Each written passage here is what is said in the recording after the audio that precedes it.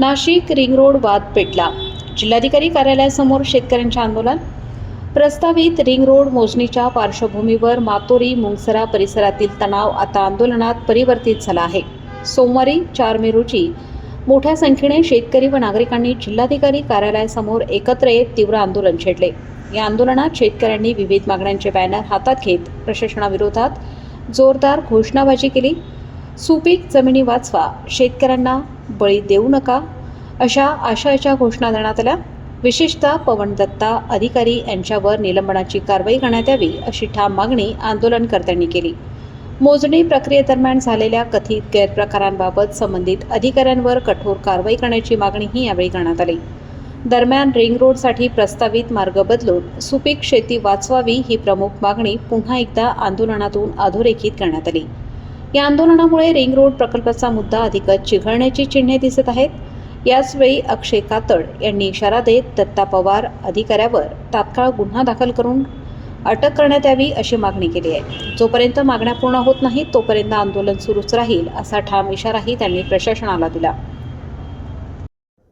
आता आम्ही जे आज आंदोलन केलंय हे आंदोलन जो काही प्रांत आहे पवन दत्ता त्यांनी जे काही 2 तारखेला अमानुष अत्याचार केले, आमच्या लेडीजवरती लाठीचार्ज केला, माझ्या स्वतः वैयक्तिक घरातल्या लेडीजवरती त्यांनी साड्या फाडले, ब्लाऊज फाडले, तर याचा आम्ही कलेक्टर आयुष प्रसाद यांच्याकडे निवेदन देऊन आणि त्यांचं निलंबन करून आणि त्या पवन दत्ताला विनयभंगाचा गुन्हा दाखल करून लवकरात लवकर अटक करण्यात यावी ही आम्ही त्यांच्याकडे मागणी करतोय।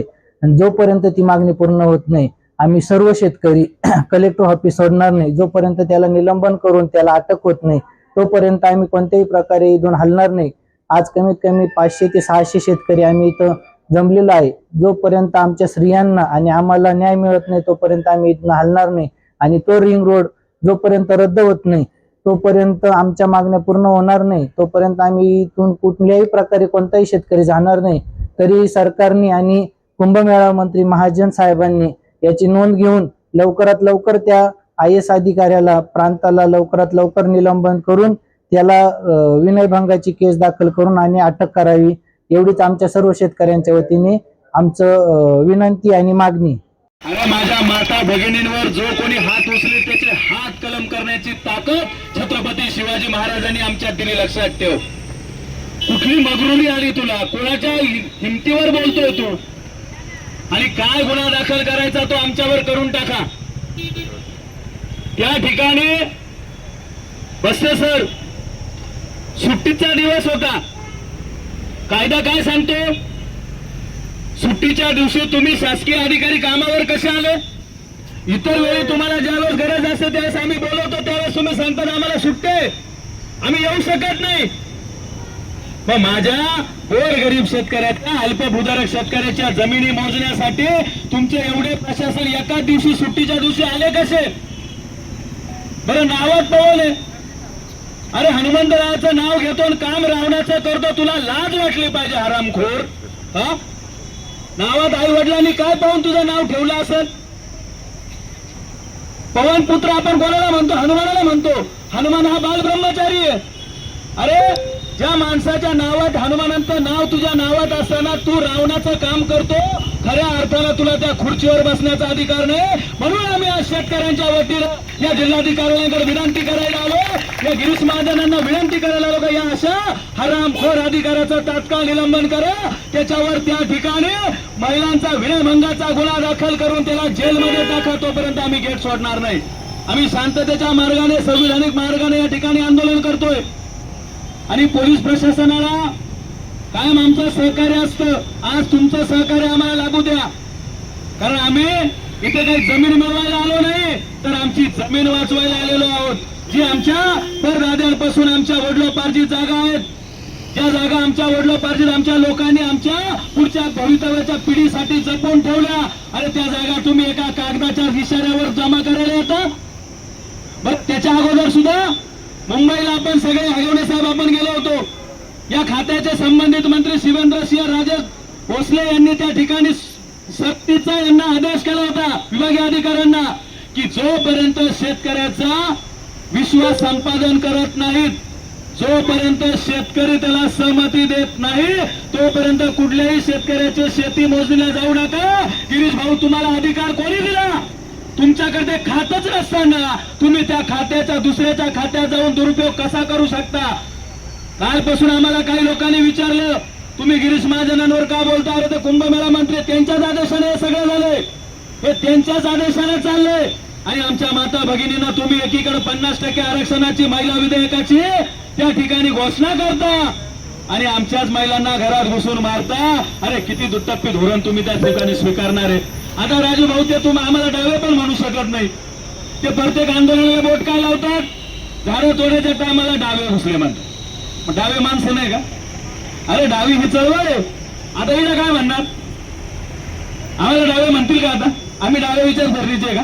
आम्ही उजव्या विचारसरणीचे. आता डावी आणि दोन्ही विचारसरणी एका ठिकाणी. गिरीश भाऊ आता काय म्हणणार? बरं, यांचं धोरण काय? जोही माणूस शेतकऱ्याच्या बाजूने जोही नेता बोलला त्याच्यावर खोटे नाटे गुन्हे दाखल करायचे, त्याच्या चौकशा लावायच्या. आता माझ्या काय चौकशा लावणार आहे? माझ्याकडे काय ना 2 नंबरचा धंदा, ना 2 नंबरचा पैसा, ना 2 नंबरचा काही. मी एक शेतकरी माणूस आहे. शेतकऱ्याच्या साठीच आतापर्यंत आंदोलनं केलेली आहेत.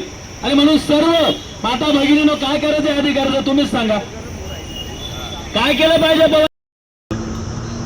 ज्या प्रशासनाने आणली त्या प्रशासनाचा पहिल्यांदा मी धिक्कार करतो.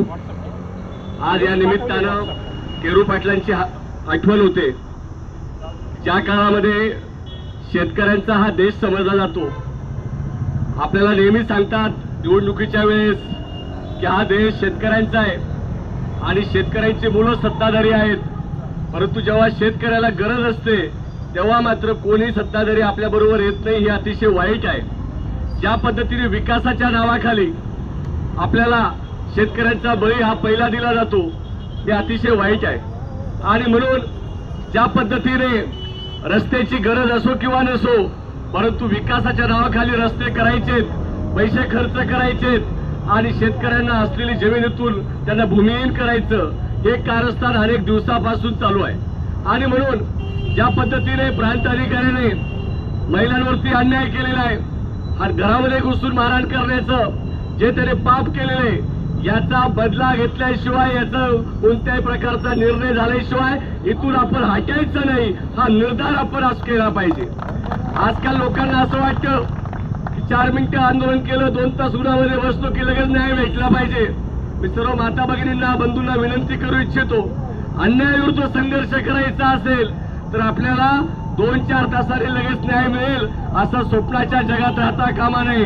कारण हे सरकार ज्या पद्धतीने व्यवहार करते, ज्या पद्धतीने वागते, त्याला उत्तर द्यायचं असेल तर रस्त्यावरती थांबावं लागेल आणि आपल्याला न्याय मिळेपर्यंत संघर्ष करावा लागेल.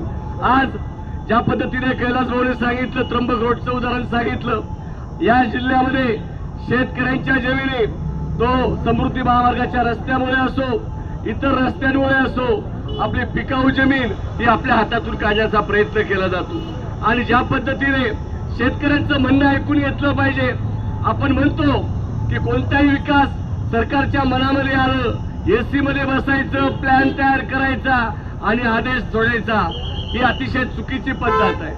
आणि म्हणून खरी लोकशाही कशाला म्हणू शकू आपण की ज्या वेळेस तुम्हाला कोणताही निर्णय घ्यायचा असेल, जोपर्यंत शेतकऱ्यांची मान्यता नाही तोपर्यंत इंचवर सुद्धा जमीन तुम्हाला घेण्याचा अधिकार नाही. ही आपली खरं देशाची प्रतिमा आहे. आणि म्हणून येणाऱ्या काळामध्ये शेतकऱ्यांच्या बाबतीत गेले 15-20 वर्ष आम्ही आंदोलन करत आहोत. शेतकरी एकवटत नाही, तो वेगवेगळ्या विचारामध्ये पक्षाच्या झेंड्याखाली काम करतो. परंतु क्रांतीसिंह नाना पाटलांनी सांगितलेलं होतं, जोपर्यंत गट सोडून शेतकऱ्यांच्या मूळ प्रश्नावरती शेतकरी एकवटत नाही तोपर्यंत आपल्याला न्याय मिळू शकत नाही. आणि म्हणून या अन्यायाच्या विरोधात आपण रस्त्यावरती आज उतरलेलो आहोत. ज्या पद्धतीने एक अधिकारी बाहेरच्या प्रांतातून येतो आणि या नाशिक जिल्ह्याच्या भूमीमध्ये एखाद्या शेतकऱ्यांच्या घरामध्ये घुसण्याची हिंमत करतो, याचा अर्थ आपण समजला पाहिजे. त्याची अशी हिंमत का होते? कारण त्याच्या मागे शासन प्रशासन आहे. आणि म्हणून या विरोधामध्ये सर्व शेतकऱ्यांची एकजूट आपल्याला करणं ही काळाची गरज आहे. आणि आजच्या निमित्तानं पवन दत्तावरती कारवाई झाली पाहिजे, त्याचं निलंबनाची मागणी आपण केलेली आहे. अधिकारी असला म्हणून काय झाला, त्याच्यावरती गुन्हा दाखल झालाच पाहिजे. यासाठी आपण सर्वजण आग्रही राहूया आणि सर्वांना विनंती करणार आहे की आपण हे आंदोलन, या आपल्यावर झालेला अन्याय, या विरोधातल्या व्यापक चळवळीसाठी किसान सभेच्या वतीने मी आपल्याला या ठिकाणी पाठिंबा व्यक्त करतो. आणि या पुढच्या काळामध्ये तुम्ही जे काही आंदोलन कराल त्या आंदोलनामध्ये किसान सभा आपल्या सोबत राहील. इतकं या प्रसंगी सांगतो. धन्यवाद. जय जवान, जय किसान.